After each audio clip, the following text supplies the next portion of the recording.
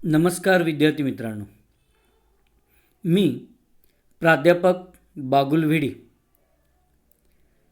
श्री निमिनाथ जैन ब्रह्मचर्याश्रम संचलित श्रीमान P.D. सुराणा कला वाणिज्य आणि विज्ञान कनिष्ठ महाविद्यालय नेमिनगर चांदवड नाशिक.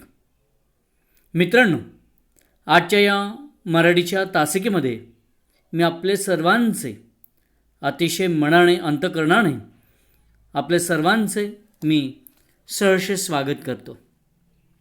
मित्रांनो, आपण गेल्या काही मराठीच्या तासिकेमध्ये विविध प्रकारचे भाग आपण अभ्यासलेले आहेत.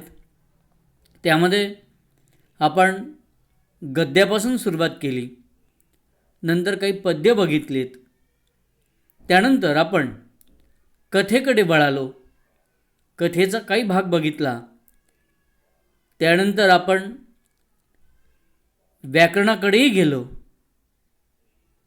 उपयोजित साहित्यातला काही भाग बघितला.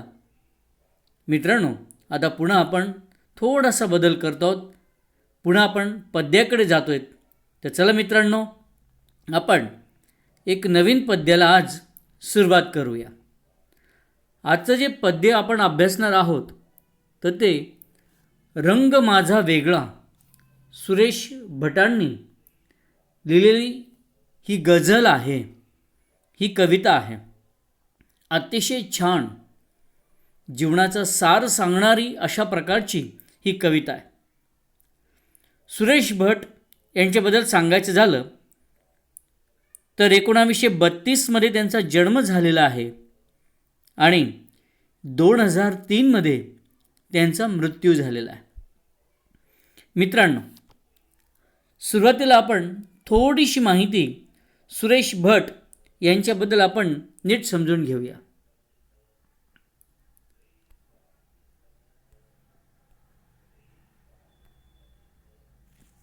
यामध्ये सुरेश भट एक कवी, एक पत्रकार, संपादक, काही काळ वृत्तपत्रात वार्ताहर व साप्ताहिक बहुमतचे संपादक म्हणून त्यांनी काम केलेलं आहे. रूपगंधा, रंग माझा वेगळा, एल्गार, झंझावत या संग्रहांनी त्यांच्या कवितांचे वेगळेपण आणि गझलकार म्हणून स्थान निश्चित केले आहे. त्यांचे खरे सामर्थ्य त्यांच्या राजकीय, सामाजिक आशयांच्या कवितातून आपणाला जाणवते. माणसांचा दुटप्पी व्यवहार, स्वार्थीपणा, ढोंगीपणा, लाचारी, समाजातील मूल्यहीनता, मीची समाजाने केलेली मानहानी याविषयीचा प्रखर संताप ते व्यक्त करतात. प्रेम कवितेतील त्यांची मृदू व हळूवार्ता, शब्द कळाही कधीकधी तीक्ष्ण धार उपरोधिकपणाने राहत असते. गझल या रचनाबंधाचा निष्ठापूर्वक स्वीकार व दृढ निश्चयी प्रसार हे सुरेश भट यांचे काव्य परंपरेतील मोठे योगदान आपल्याला सांगता येते. गझल हा रचनाबंध लोकप्रिय करण्याचा त्यांचा सिंहाचा वाटा आहे. रंग माझा वेगळा या अत्यंत गाजलेल्या गझलेत आपणाला गझलकाराच्या अगदी वेगळ्या व्यक्तिमत्वाची ओळख होते. सगळ्या गुंत्यात गुंतवणी पाय मोकळा ठेवणाऱ्या कलंदर व्यक्तिमत्वाला येणारे अनुभवही जगा वेगळेच असतात. एरवी सर्वांना उन्हाच्या झळा लागतात, परंतु अशा जगा वेगळ्या माणसाला सावलीच्याही झळा लागतात. दुःखाचा अनुभव तर नेहमीच असतो, पण कधी काळी मिळणारे सुखही अशा प्रकारे मिळते की त्याने आनंद वाटण्याऐवजी दुःखच वाटते. त्यामुळे गझलकाराला वाटत राहते की जगण्यास सुरुवात करताना आयुष्याने आपला विश्वासघात केला आहे, परंतु अशाही परिस्थितीत दुःखांचा हसतमुखाने स्वीकार करत गेल्यामुळे दुःखानंही माझा लळा लागला असा गझलकाराचा अनुभव आहे. त्याने स्वतःला माणसांच्या मध्यरात्री हिंडणारा सूर्य म्हटले आहे. ज्यांचं आयुष्य नैराश्य अंधकाराने व्यापले आहे, त्यांच्यासाठी पेटून उठणारा मी सूर्य आहे असे तो जेव्हा नमूद करतो तेव्हा त्याची प्रखर सामाजिक बांधिलकी दिसून येते. सावल्यांचे झळा, दुःखांचा लळा, मध्यरात्री हिंडणारा सूर्य यासारख्या परस्परी विरोधी भावछटांमुळे अर्थाच्या दृष्टीने गझल वेगळ्या उंचीवर पोचते. अगदी योग्य ठिकाणी येणारे यमक अनुप्रास यामुळे गझलेला अप्रतिम गेयता लाभली आहे. मित्रांनो, हे जरी आपण नीट बघत असलो पण एक थोडं नीट समजून घ्या. आता साध्या शब्दांमध्ये आपण थोडं नीट समजून घेऊ. रंग माझा वेगळा ही सुरेश भट यांची गझल व्यावहारिक जगात वावरताना असंख्य दुःख सोसणाऱ्या, गुंत्यात गुंतुणी अलिप्त असणाऱ्या माणसांवर प्रेम करणाऱ्या माणसाच्या कलंदर व्यक्तिमत्वाचे दर्शन घडवणारी कविता आहे. प्रत्येक माणसाला आयुष्य जगत असताना वेगवेगळे अनुभव येतात. पण कधी सुख आपल्या वाट्याला येतं तर कधी दुःखही आपल्या वाट्याला येत असतं. पण काही माणसे असे असतात की त्यांचे जीवनानुभव थोडेसे वेगळेच असतात. त्यांच्या आयुष्यामध्ये सुखापेक्षा दुःखच अधिक असते. पण अशा लोकांच्या आयुष्यामध्ये येणारे जे सुख असते तेही आनंद देणारे नसते. कधीकधी तेही दुःखच घेऊन येणारे असते. म्हणून आपण जरी चांगले जीवन जगायला आपण सुरुवात करत असतो, एक प्रामाणिकपणाने आपण आपली जीवनाची सुरुवात करत असतो, पण अशाही परिस्थितीमध्ये विश्वासघात करणारी लोक समाजामध्ये आहेत. मित्रांनो, यापासून आपण दूर राहायला पाहिजे. ही ओळखता येत नाही, लक्षात घेता येत नाही ही माणसं कशी असतात. अशीच माणसं आपला विश्वासघात करतात आणि म्हणून बऱ्या वाईट परिस्थितीचा, दुःखाचा सामना हसतमुखाने कसा करायचा हेही या गझलेमध्ये, या कवितेमध्ये सुरेश भटांनी सांगितलेले आहे. आणि माणसाच्या आयुष्यामध्ये मग नैराश्य येत असतं, दुःख येत असतं. आणि अशा नैराश्याने आयुष्यामध्ये सुद्धा आपण कसं जगायचं हिमतीने, उमेदीने, हेच या गझलेमध्ये किंवा या काव्यामध्ये सुरेश भटांनी मांडलेलं आहे. हाच ह्या कवितेचा आशय आहे. मित्रांनो, आपण प्रत्यक्षात कविता बघूया. आता ही कविता बघत असताना एक लक्षात घ्या की ही एक गझल आहे. मग नेमकं गझल म्हणजे नेमकं काय असतं? गझल काव्यप्रकार हा महाराष्ट्रात अगदी लोकप्रिय प्रकार आहे. हा उर्दू काव्यप्रकार आहे. तरुण पिढी याकडे अधिक लक्ष देत आहे. हा काव्यप्रकार जरी असला ना मित्रांनो, तर गझल लिहिणारा हा उत्तम कवी असला पाहिजे ही गझलेची पहिली अट असते. एकाच वृत्तात ती शेवटपर्यंत लिहिली जाणारी कविता आहे. गझल हा शब्द स्त्रीलिंगी आहे मित्रांनो, हा पुल्लिंगी शब्द नाही आहे, स्त्रीलिंगी शब्द आहे. तो फारसी भाषेतून आलेला आहे. म्हणजे हा जो शब्द जो आहे हा गझल असा शब्द आहे, जहाजाचा गझल. पण मराठीमध्ये ज्यावेळेस गझल आली तर गझलचा गझल झाला, झऱ्याचा. म्हणजे जो जहाजाचा होता गझल, तो मराठीमध्ये आल्यानंतर झऱ्याचा झाला, म्हणजे गझलचा गझल झाला. विशेष म्हणजे कविता सलग असते, त्यात एक मध्यवर्ती कल्पना असते बघा. कवितेमध्ये एखादा विषय पण असतो आणि सलग ही कविता असते, अशी उलगडत जाणारी कविता असते. गझल ही सुद्धा कविताच आहे, काव्यच आहे, पण हे थोडेसे वेगळे असते. मात्र गझलमध्ये जसा शेर लिहिला जातो ना मित्रांनो, जसा शेर लिहिला जातो तशीच गझल लिहिली जाते. आणि प्रत्येक गझलमध्ये वेगवेगळा विषयसुद्धा येऊ शकतो. आपल्याला जसं वाटतं ना का कवितेमध्ये एकच विषय आणि त्याची सलग मांडणी त्या कवितेमध्ये केलेली असते, त्या मध्यवर्ती कल्पनेमध्ये आपल्याला बघायला मिळते. परंतु यामध्ये तसं नसतं. गझलमध्ये प्रत्येक गझलमध्ये वेगवेगळा विषयसुद्धा तो कवीत आपलं लिहू शकत असतो. म्हणून गझल प्रकार जो आहे, जरी काव्य प्रकार जरी असला पण तो थोडासा वेगळ्याच प्रकारचा असा हा काव्य प्रकार आहे. एवढंच नाही, मग हा काव्यप्रकार म्हणजे नेमका काय असतो, तर यामध्ये एक थोडीशी आर्तता असते, एक कुठेतरी हितगुज असतं. आणि याची सुरुवातीला मोरोपंतांनी केलेली होती. मोरोपंतांनंतर हा काव्यप्रकार जो आहे, गझल जी आहे ती खरी नावारूपाला जी आणली ना, ती माधव ज्युलियन यांनी आणलेली आहे. गझल लिहिणारे जे कवी आहेत त्यामध्ये मंगेश पाडगावकर, माधव ज्युलियन, सुरेश भट, कवी अनिल, डॉक्टर श्रीकृष्ण राऊत, गंगाधर महांबरे, संगीता जोशी, जनार्दन म्हात्रे, इलाई जमादार असे अनेक गझलकार आपल्याला सांगता येतील. गझल या काव्यप्रकारचं पहिलं संमेलन जे आहे ना, ते 2001मध्ये मुंबई इथे झालेलं होतं आणि भीमराव पांचाळे हे त्याचे अध्यक्ष होते.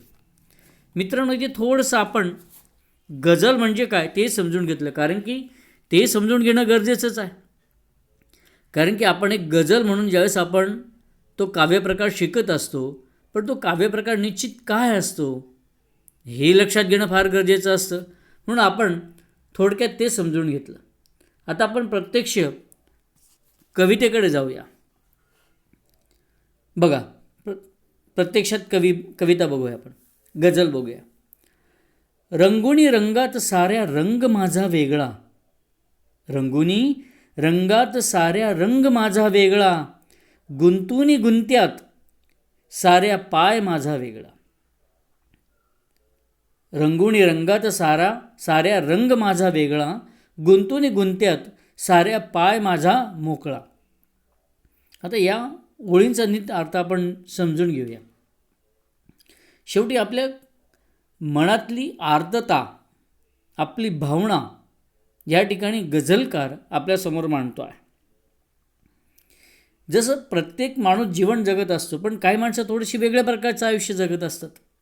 त्यासाठी इथे कलंदर हा शब्दप्रयोग वापरलेला आहे. काही कलंदर असतात, त्यांचं वागणं इतरांपेक्षा थोडंसं वेगळंच असतं. त्यांचं व्यक्तिमत्व जे असतं ते सर्वांपेक्षा वेगळंच असतं. आणि अशा कलंदर वृत्तीचं वर्णन इथे कवी करतायत. आणि ते करताना ते म्हणतात की काही लोक असे रंगात रंगून जातात, पण त्यांचा रंग वेगळा असतो, त्यांचं व्यक्तिमत्व वेगळं असतं. ते सगळ्यांमध्ये राहूनही सगळ्यांमध्ये कसे असतात, ते वेगळे असतात. म्हणून रंग माझा वेगळा हा शब्द प्रयोग जो केलेला आहे ना, तो त्यासाठीच केलेला आहे. गझलकार आपल्या कलंदर वृत्तीचं वर्णन करताना म्हणतो की जीवनाचा हा खेळ मी मनस्वीपणे खेळत आलो आहे. माझ्या आयुष्यामध्ये सुख आले, दुःख आलेत, नाजूक नात्यांची बंधनं पण आहेत. या बंधनांच्या गुंत्यात मी जरी गुंतलेला दिसलो तरी या सर्व बंधनांपासून, गुंत्यांपासून मी मोकळा आहे. सर्वांमध्ये राहून मी त्यांच्यात न राहिल्यासारखा अलिप्त आहे. मी सर्वात मिसळूनही माझे वेगळेपण जपलेले आहे. म्हणजे मित्रांनो, इथे आपण स्वतःचं वेगळंपण आपण जपत आलेलो असतो. म्हणजे सगळ्यांपेक्षा आपलं वागणं, आपलं राहणं, आपले विचार, आपली वृत्ती, आपली प्रवृत्ती ही इतरांपेक्षा वेगळ्या प्रकारची असते. म्हणून गुंतुनी गुंत्यात साऱ्या पाय माझा मोकळा असं सुरेश भट म्हणतात. म्हणजे सगळ्यांमध्ये राहूनही मी इतरांपेक्षा कसा आहे, तर मी इतरांपेक्षा वेगळा आहे. पुढे अजून कवी काय म्हणतो बघा. कोण जाणे कोठुनी ह्या सावल्या आल्या पुढे, मी असा की लागती ह्या सावल्यांच्याही झळा. फार सुंदर वर्णन या ठिकाणी केलेलं आहे की काही सावल्या आलेल्या आहेत. आता या सावल्या म्हणजे काय? सावल्या याचा अर्थ काय? सुख. जसं आपण उन्हामध्ये राहतो, आपण माझं आयुष्य उन्हामध्ये गेलेलं आहे सगळं, याचा अर्थ काय? तर दुःखामध्ये गेलेलं आहे, कष्टामध्ये गेलेलं आहे, असा त्याचा अर्थ असतो. इथे ज्यावेळेस सावल्या म्हटलं गेले, सावलीच्या विसाव्यामध्ये जेव्हा आपण बसत असतो, किती गार वाटत असतं, आपल्याला थंड वाटत असतं. मनाची लाहीलाहीपणा जो असतो ना, तो सगळा निघून गेलेला असतो, सगळा शीण आपला निघून गेलेला असतो. म्हणूनच इथे सावली या शब्दाचा अभिप्रेत अर्थ जो आहे ना, तो आपण कोणता घ्यायचा? तो म्हणजे सुख. पण सुखातही काही वेदना आपल्याला जाणवत असतात. हे कवीला इथे अगदी चांगल्या पद्धतीनं सांगण्याचा प्रयत्न करायचा आहे. म्हणजे इथे कवी सांगताना काय म्हणतोय की मला कळले नाही हे सावल्या हे सुख कसं आलं माझ्या आयुष्यामध्ये. पण जरी माझ्या आयुष्यामध्ये हे सुख आलेलं असेल तरी पण कवी इतका संवेदनशील आहे की हे सुख जरी आलेलं असेल पण हे सुखाचं प्रत्यंतर त्याला दुःखामध्येच दिसतं. सुखातही त्याला मानसिक वेदना जाणवत आहेत. म्हणून कवी ह्या ठिकाणी म्हणतो,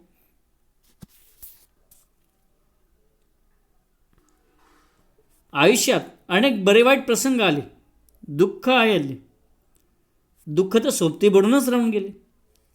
कधी काळी येणारं एखादं सुख माझ्या आयुष्यात आलं, पण ते सुख येताना माझ्या आयुष्यामध्ये येताना मला त्यानं आनंद दिला नाही. उलट सुख येताना आनंद घेऊन न येता तो त्याच्यासोबत त्याच्या संगतीला दुःखच घेऊन आलेला आहे मित्रांनो. आणि म्हणून इथे जे मदत करायला येणारे आहेत त्यांनी अशा प्रकारे मदत केली की मदतीचाही त्यांना त्रास झालेला आहे. मित्रांनो, या ठिकाणी कवीला खूप वेगळ्या पद्धतीने सांगायचं आहे. चांगले प्रसंग आलेत, सुखही आलं, पण त्यानं आनंद दिला नाही, जीवनाचा आनंद दिला नाही, त्यातून दुःखच झालेलं आहे. परंतु हे दुःख जरी असलं ना, पण इथे एक जो शब्दप्रयोग केला, मी असा की लागती ह्या सावल्यांच्याही झळा. म्हणजे कसं असं माहिती आहे का की सर्वसामान्य जीवन जगत असताना काही लोक आपल्या मदतीला पण येतात. आपल्याला वाटतं की ती आपली मदत करतायत, पण तसं नसतं. ही लोक मदत करतात असा भास आपल्याला होत असतो, पण खरं जर बघितलं त्यांचे स्वार्थ हे वेगळेच असतात. त्यांना वेगळं काहीतरी अपेक्षित असतं, आपल्याकडनं काहीतरी फायदा त्यांना करून घ्यायचा असतो. म्हणून ते त्यांच्या हितासाठी आपल्याला मदत करत असतात. आणि ही गोष्ट याची जाणीव ज्या वेळेला आपल्याला होत असते त्यावेळेला आपल्याला दुःख होतं. म्हणजे आपला कोणीतरी उपयोग करून घेतो आहे असंही आपल्याला त्यावेळेला जाणवत असतं. म्हणजे मदत करतात, पण मदतीचा सुद्धा आपल्याला काय होतो, त्रास होतो. म्हणून कवीनं या ठिकाणी म्हटले सावल्यांच्याही झळा. म्हणजे ज्या वेळेला मदतीला लोक येतात, आपल्याला वाटतं चांगली गोष्ट घडणार आहे आपल्या आयुष्यामध्ये, पण त्याचाही आपल्याला त्रास किंवा वेदना आपल्याला जाणवत असतात मित्रांनो. चला पुढे बघूया.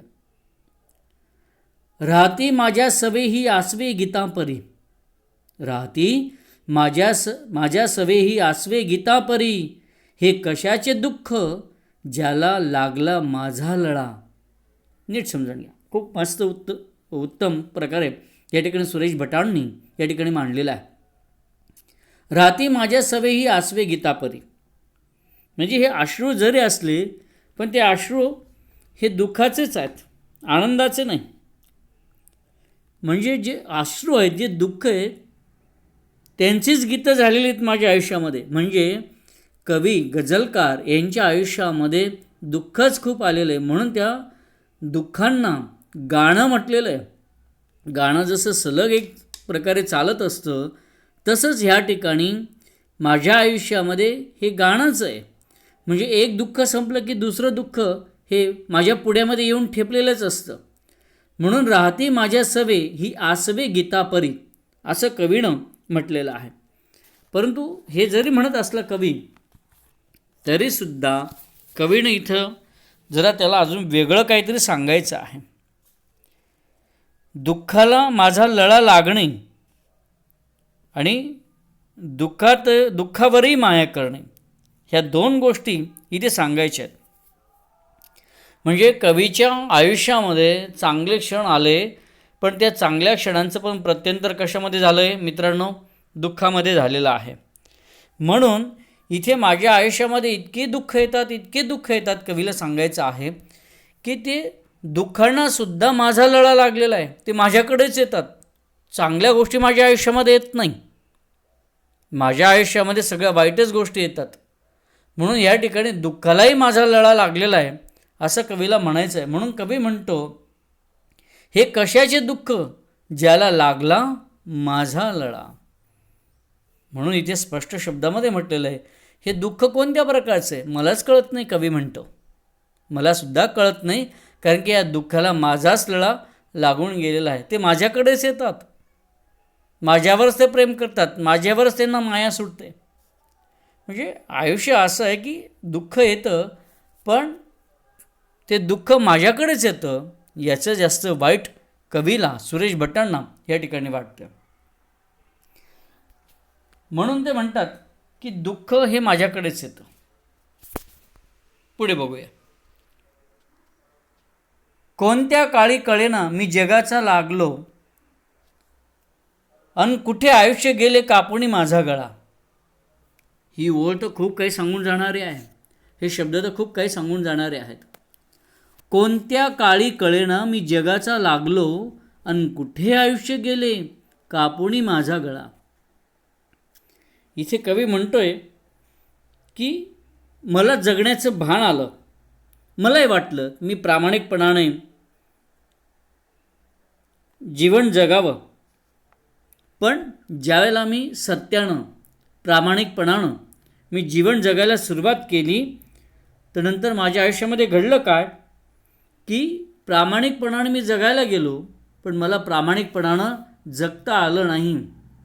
कारण की माझ्या आयुष्यामध्ये असे प्रसंग आलेत, माझ्या आयुष्यामध्ये अशा काही व्यक्ती आल्यात की त्यांनी, जसं आपण म्हणतो ना मराठीमध्ये, केसाने गळा कापला, तसा गळा माझा त्यांनी कापला. म्हणजे लोक येतात, आपल्या आयुष्यामध्ये येतात, पण ते त्यांचा स्वार्थ साधण्यासाठी आलेले असतात. म्हणजे कळत नाही, सुखदुःखाचा प्रसंगांचा सामना करताना मी कधी जीवन जगायला लागलो, कवी म्हणतो, हे मलाच कळालं नाही. आणि आता कुठे मी माझ्या आयुष्याची सुरुवात केली होती, परंतु आयुष्यानेही माझा विश्वासघात केला. कायम माझ्या वाट्याला एक अनामिक दुःखच देऊन गेलेलं आहे. मी जे करायला गेलो, माझ्या सभोवतालची जरी माणसं आलीत, पण ती मला दुःखच देऊन गेलेली आहे. मला नीट आयुष्य जगताच आलेलं नाही आहे. म्हणून मी एक चांगली सुरुवात केली. जसं सर्वसामान्य लोकांना वाटत असतं की आपण पण एक चांगलं आयुष्य जगावं, तशी सुरुवात मी पण केली. प्रत्येकाच्या आयुष्यामध्ये प्रत्येकाला ज्याच्या त्याच्या अपेक्षा असतात की माझं आयुष्य असं जावं, असं फुलावं, अशा प्रकारचे क्षण यावेत, असे प्रसंग यावेत. प्रत्येकानं आपल्या स्वतःच्या आयुष्याचं एक गणित, एक आराखडा तयार केलेला असतो, एक स्वप्न बघितलेलं असतं. आणि मित्रांनो, कवी म्हणतो की मी तसंच स्वप्न बघितलं आणि त्या स्वप्नाप्रमाणे मी पण जगायला सुरुवात केली. पण माझ्या पदरी काय आलं तर, अन कुठे आयुष्य गेले कापुनी माझा गळा. पण कवी म्हणतो की या ठिकाणी माझ्या आयुष्यामध्ये माझा गळा कापले गेलेला आहे. माझं आयुष्य मला नीट जगता आलेलं नाही आहे.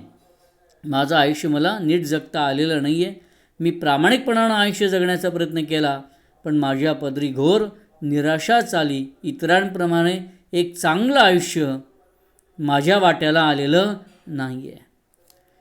सांगती तात्पर्य माझे सारख्या खोट्या दिशा, चालणारा पांगळा आणि पाहणारा आंधळा. अतिशय चांगल्या पद्धतीने सांगितलेलं आहे. आजचं जे आयुष्य आहे ना, ते सांगण्याचा प्रयत्न केलेला आहे. सांगती तात्पर्य माझे सारख्या खोट्या दिशा, चालणारा पांगळा आणि पाहणारा आंधळा. आता इथे जे कवीला सांगायचं ना मित्रांनो, ते फार वेगळ्या पद्धतीने सांगायचं आहे. आता इथे कवी काय म्हणतोय की या सगळ्या गोष्टींचं सार, तात्पर्य नेमकं काय आहे ते आता सांगण्याचा प्रयत्न केलेला. आता इथे चारी बाजूंनी या दिशा, ही माणसे मला जीवनाचे सार सांगत होती. पण माझ्या सभोवताची जी माणसं होती, ज्यावेळेस मला काही माझ्या आयुष्याबद्दल सांगण्याचा ते प्रयत्न करत होती ना, आणि ती असे काही सांगायचे, मी प्रामाणिकपणाने माझं आयुष्य जगत होतो, अतिशय प्रामाणिकपणाने, आणि मी नीट सरळ चाललेलो होतो. पण ज्यावेळेस मी नीट चाललो होतो, तर मला ह्या लोकांनी, ह्या समाजाने मला पांगळं केलं. आणि मी ज्यावेळेस चांगलं नीट बघायला लागलो, त्यावेळेस मला ह्या जगानं मला आंधळा केलं. म्हणून ह्या ढोंगी लोकांनी माझ्या निर्मळ जीवनाची काय केलेली आहे, फसवणूक केलेली आहे. मी प्रामाणिकपणाने जीवन जगायचा प्रयत्न करत होतो. मला खोट्या चुकीच्या दिशा दाखवून दिशा दाखवणारे लोक, खोटे लोक माझ्या आयुष्यामध्ये आलेत. त्यांनी माझ्या जीवनाचा अर्थ वेगळ्याच पद्धतीने लावला, मला दिशाहीन केलं. आणि आज जे चांगलं आयुष्य मी जगण्याचा प्रयत्न करत होतो, ती मला जगता आलं नाही. म्हणून त्यांनी म्हटले, सांगती तात्पर्य माझे सारख्या खोट्या दिशा. मला ज्या दिशा दाखवल्या जगण्याच्या त्या चुकीच्या दाखवल्या आणि म्हणून मला चुकीच्या वाटेवर नेलं, चुकीच्या गोष्टी मला दाखवल्या. म्हणून मला जे आयुष्य माझं अपेक्षित होतं, जे कल्पित होतं, कवी या ठिकाणी म्हणतात, सुरेश भट म्हणतात, ते कल्पित अपेक्षित आयुष्य माझ्या वाट्याला आलेलं नाही आहे. माणसांच्या मध्यरात्री हिंडणारा सूर्य मी, माझ्यासाठी न माझा पेटण्याचा सोहळा. माणसांच्या मध्यरात्री हिंडणारा सूर्य मी, याचा अर्थ नीट समजून घ्या मित्रांनो. आता की अंधार, दारिद्र्याचा, निराशेचा माझ्या आयुष्यामध्ये आलेला होता. लिहितं, आयुष्य जगत असताना प्रत्येकाच्या आयुष्यामध्ये अशी काही वळणं येतात की जी दुःख घेऊन येत असतात, दाटीनं घेऊन येत असतात. पण असे अंधार, असे दारिद्र्य आपल्या आयुष्यामध्ये येतं, नैराश्य येतं आपल्या आयुष्यामध्ये. पण मी खचलो नाही. असे जे लोक खचलेले आहेत, ज्यांच्या आयुष्यामध्ये नैराश्य आलेलं आहे, ज्यांच्या आयुष्यामध्ये अंधार आलेला आहे, अशा लोकांच्या आयुष्यामध्ये मी रात्रीचा तळपणारा सूर्य. ही कल्पना थोडीशी वेगळी वाटते आपल्याला. ही कल्पना थोडीशी वेगळी वाटते. अशा परस्पर भाव व्यक्त करणाऱ्या, अशा अर्थछटा असणारे हे शब्दप्रयोग आहेत. आता सूर्य हा दिवसाचा असतो, पण इथे काय सांगितलेलं आहे, रात्रीचा सूर्य मी. ते कोणतं, मध्यरात्रीचा सूर्य. म्हणजे आता इथे रात्र कोणाला म्हटलं गेलेलं आहे, अंधार, दारिद्र्य, नैराश्य हे ज्यांच्या आयुष्यामध्ये आलेलं आहे त्याला काय म्हटलं गेलं, रात्र म्हटले गेलेले. आणि अशा लोकांमध्ये मी हिंडणारा काय आहे, सूर्य आहे. म्हणजे असे जे लोक आहेत ज्यांच्या आयुष्यामध्ये नैराश्य आलेले, दारिद्र्य आलेलं आहे, ह्या लोकांचं आयुष्य सुंदर करण्यासाठी झटणारा मी आहे. मी ह्या लोकांच्या मदतीला येणार आहे. मी पळून जाणार. माझ्यासाठी न माझा पेटण्याचा सोहळा. मी स्वतःला कधीच मदत करत नाही. मी स्वतःसाठी कधी झटत नाही. मी कोणासाठी झटतोय, तर मी दुसऱ्यांसाठी झटणार आहे. दुसऱ्यांच्या मदतीला मी येणार आहे. कारण की समाजामध्ये फसवणूक करणारे खूप लोक आहेत मित्रांनो. कुठे जा तुम्ही, किती लोक तुम्हाला फसवणारे दिसतील, फार आहेत. पण आपल्या आयुष्यामध्ये मदतीला येणारे, स्वतःहून मदतीला येणारे चांगले लोक किती आहे, यांची संख्या फार कमी आहे. कवी असे जे लोक स्वतःहून चांगल्या अर्थाने मदतीला येणारे असतात, त्यातला कवी आहे, त्यातला गझलकार आहे. म्हणून तो म्हणतो की मी स्वतःला मदत करायला येत नाही आहे. मी अशा लोकांना मदत करायला येतो की जे त्यांच्या आयुष्यामध्ये खचून गेलेले आहेत. अतिशय चांगल्या प्रकारची ही कविता आहे मित्रांनो, खूप चांगल्या प्रकारची कविता आहे. कारण की काही लोकांच्या आयुष्यामध्ये नकारात्मकता येत असते, एक अंधार येत असतो. पण अशा लोकांना मदत करणारे फार कमी लोक असतात. आणि अशा लोकांमध्ये ऊर्जा आणण्याचं काम, उष्मा देण्याचं काम कवी म्हणतो की मी करतो आहे. म्हणूनच त्यांनी रात्रीचा काय म्हटलं, स्वतःला सूर्य असं म्हणून घेतलेलं आहे. आणि त्यासाठी कवी म्हणतो की मी पेटून उठलेलो आहे. इतरांच्या व्यथा वेदनांना वाचा फोडण्याचं कार्य मी माझ्या शक्तीनिशी करणार आहे. एक चांगली कल्पना या ठिकाणी कवी सुरेश भट यांनी मांडण्याचा प्रयत्न केलेला आहे. मित्रांनो, ही गझल जी आहे ना, ही रंग माझा वेगळा या काव्यसंग्रहातून ही गझल घेतलेली आहे.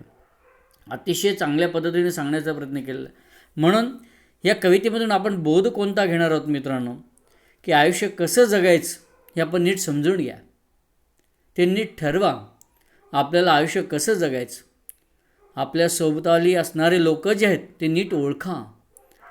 आपण ज्याला आपले जवळचे म्हणत असतो तेच आपला विश्वासघात करणारे असतात मित्रांनो. म्हणून ते कवीने म्हटलं की त्यांनीच माझा गळा कापला असं म्हटलेलं मित्रांनो. म्हणून माणसं ओळखायला शिका. जसं आपण पुस्तक वाचत असतो ना मित्रांनो, तसंच आपण आता माणसं वाचायला पण आपण शिकलं पाहिजे.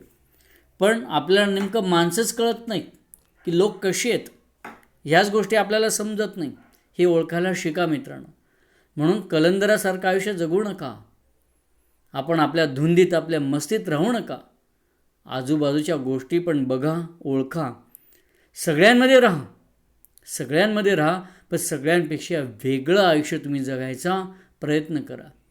कारण की आजचं आयुष्य असं आहे की जो प्रामाणिकपणाने जगत असतो ना, जो सत्यानं जगत असतो, सज्जनानं जगत असतो, त्याला भरकटवणारे असंख्य लोक असतात, त्याच्या दिशा चुकवणारे लोक असतात. हे ओळखले पाहिजे आपण. आणि नेमकं आपल्याला तेच ओळखता येत नाही.